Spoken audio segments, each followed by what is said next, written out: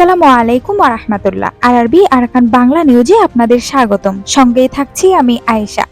আজ 6 October 2024।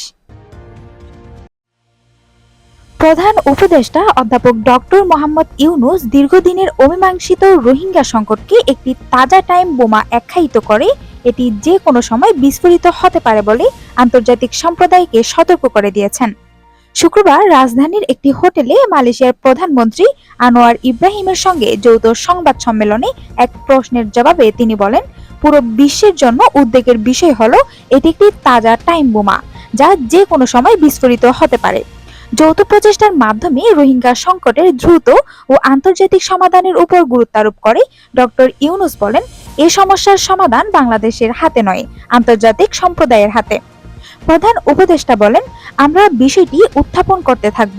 Malaysia আমাদের সহযোগিতা করবে। আমরা অনির্দিষ্টকালের জন্য অপেক্ষা করতে পারি না। এটি এমন এক বিষয় যা আমাদের যত দ্রুত সম্ভব সমাধান করতে হবে। ডক্টর ইউনূস বলেন, তিনি মালয়েশিয়ার প্রধানমন্ত্রীর সঙ্গে রোহিঙ্গা ইস্যু নিয়ে আলোচনা করেছেন। এটি মালয়েশিয়ার জন্য একটি সমস্যা। সেখানে অল্প সংখ্যক রোহিঙ্গা রয়েছে। তিনি আরও বলেন, এটি বাংলাদেশের একার সমস্যা নয়, মালয়েশিয়ারও সমস্যা। আমাদের এই সমস্যার সমাধান খুঁজে বের করতে হবে এবং আমরা আসিয়ান, মালয়েশিয়ার সরকার ও আন্তর্জাতিক সম্প্রদায়ের মাধ্যমে একসঙ্গে কাজ করব। মালয়েশিয়া 2025 সালের জানুয়ারি থেকে আসিয়ানের পরবর্তী চেয়ারম্যান হতে যাচ্ছে।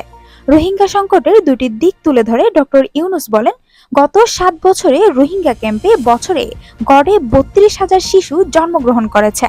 প্রতিদিন 400 থেকে 500 রোহিঙ্গা বাংলাদেশে প্রবেশ করছে। তিনি বলেন, কক্সবাজারে অবস্থিত আশ্রয় শিবিরগুলোতে রোহিঙ্গা তরুণদের একটি পুরো নতুন প্রজন্ম বেড়ে উঠেছে।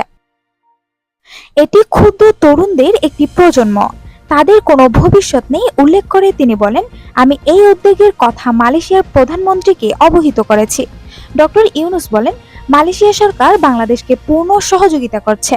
তিনি বলেন, এই সমস্যার একটি আন্তর্জাতিক সমাধান খুঁজতে মালয়েশিয়া আসিয়ান ও আন্তর্জাতিক ফোরামের মাধ্যমে বাংলাদেশকে সহায়তা করবে। বাংলাদেশ এখন কক্সবাজার ও ভাসানচরে 12 লাখের বেশি রোহিঙ্গাকে আশ্রয় দিচ্ছে।